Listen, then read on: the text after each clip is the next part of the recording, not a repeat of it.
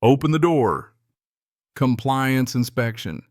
That's what they yelled as they pounded on my front door hard enough to rattle the whole frame 3 knocks, then 3 more like they were trying to scare the hinges off at 11 o'clock on a Saturday night.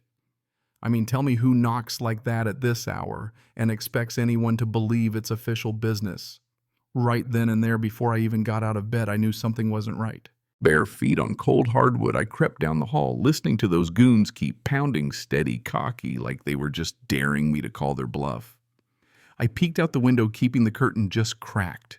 That's when I saw them, 2 big guys in dark navy uniforms, HOA police, stitched across their chests.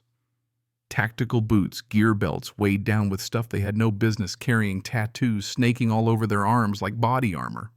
One spun a pair of handcuffs around his finger, click, click, click, just to mess with my nerves. The other one clutched a clipboard, flipping through papers like he already had my sentence printed and signed. And standing behind them, arms crossed, smile sharp as a paper cut, was Karen Whitmore, HOA president, self-appointed queen of this cul-de-sac.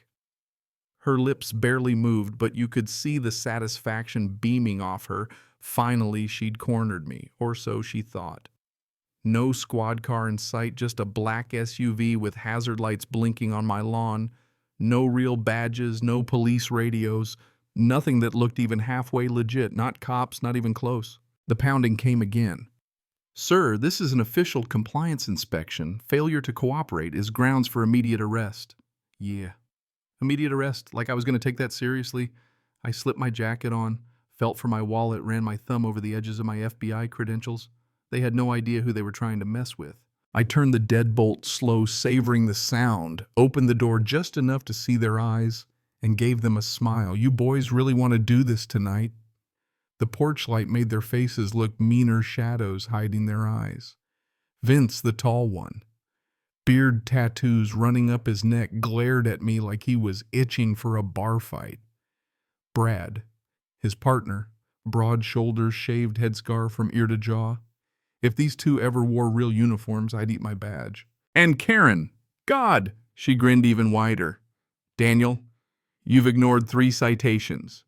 Tonight the board voted unanimously for immediate enforcement. I laughed.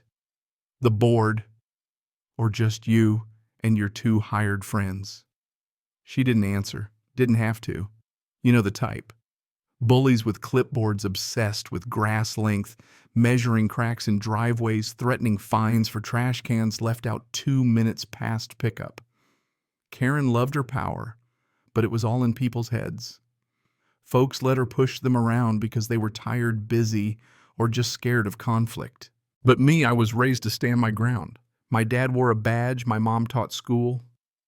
I went into federal service, FBI criminal investigations, 15 years chasing fraud rings and hustlers who thought intimidation was the same as authority. This was supposed to be my safe place after years of airports and case files. Instead, I was getting midnight knocks from the HOA mafia. I leaned on the doorframe. Tell you what, Karen, you and your boys give me 5 minutes, and then we'll see who's really in charge. She hesitated. Vince shoved his clipboard at me. Here's your citation. Violation of community standards, immediate penalty. Red letters at the bottom. Failure to comply will result in arrest and removal. I nearly burst out laughing. Arrest and removal by who, you 2? Vince's jaw flexed. Doesn't matter. Pay now or come with us. Brad cracked his knuckles. Karen wanted the neighbors watching from behind their curtains to see how in control she was. I pushed the paper back at Vince.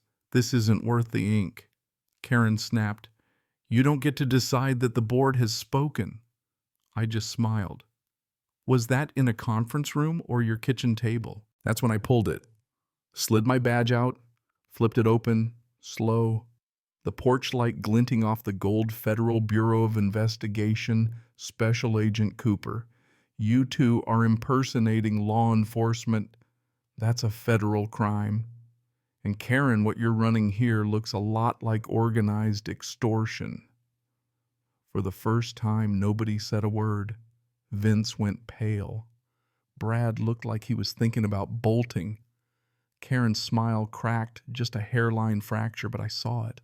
"Now," I said, voice low, "either you walk away quietly, or I make one call and you spend the weekend in a holding cell while I figure out which charges stick."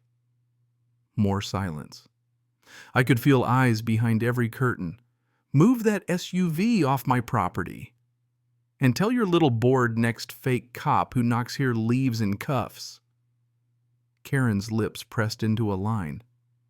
The two thugs backed away, SUV engine coughing to life, headlights swinging across my lawn before they disappeared.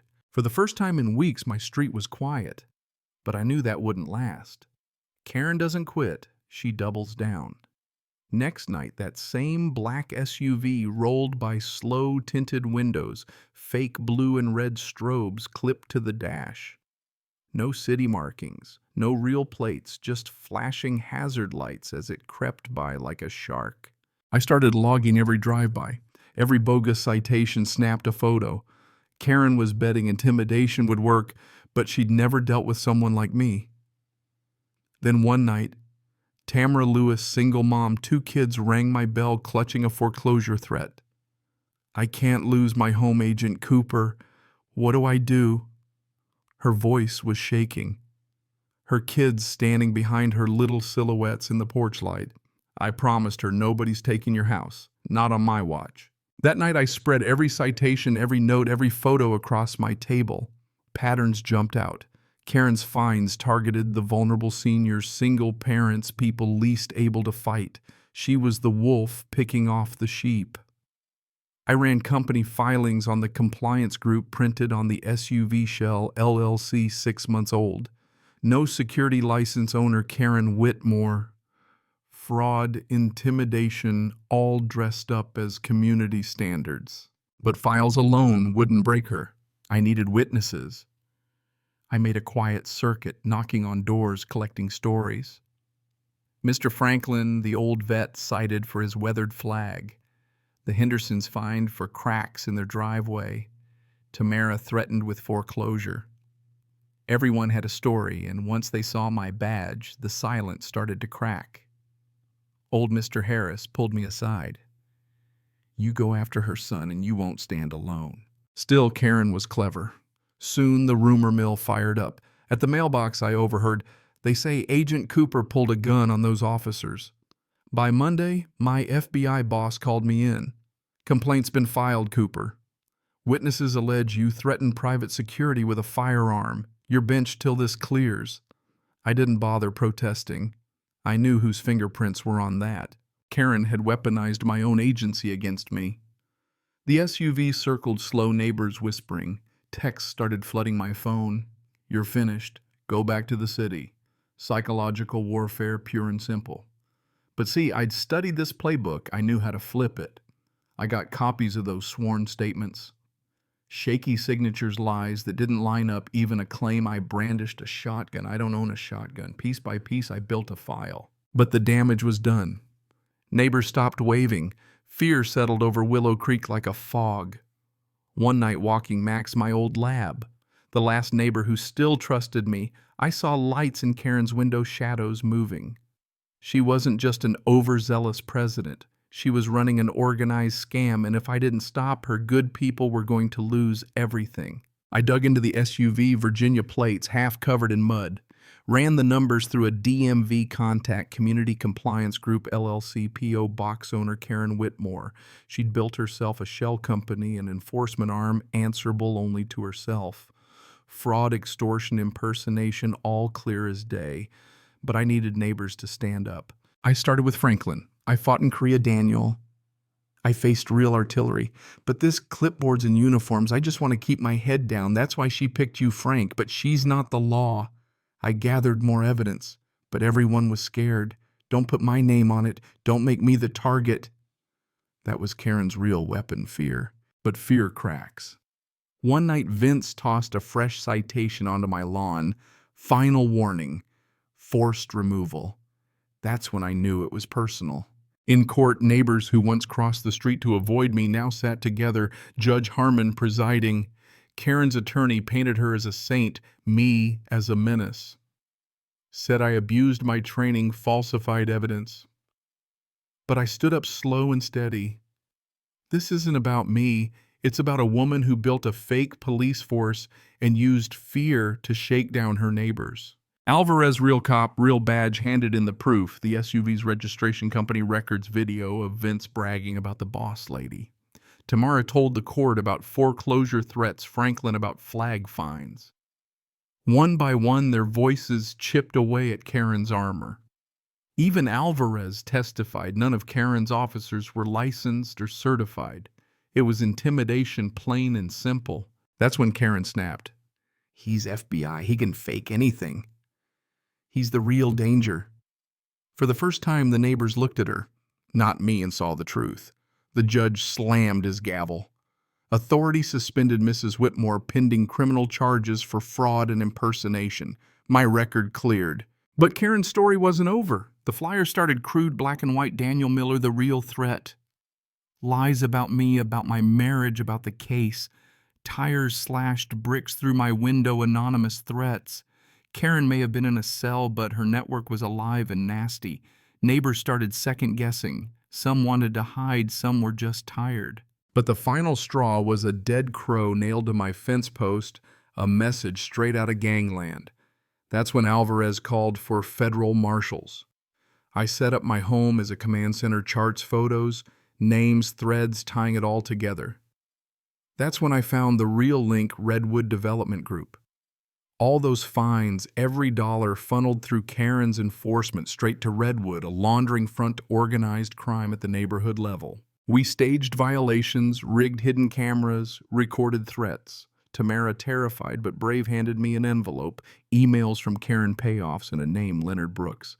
He was the one feeding Karen, pulling the strings. I posed as a worried resident, got Leonard to agree to a meeting at the community center. Cameras set, mics, hidden neighbors ready. Leonard arrived, no tattoos, no bluster, just cold calculation. Fear is leverage, he told Karen.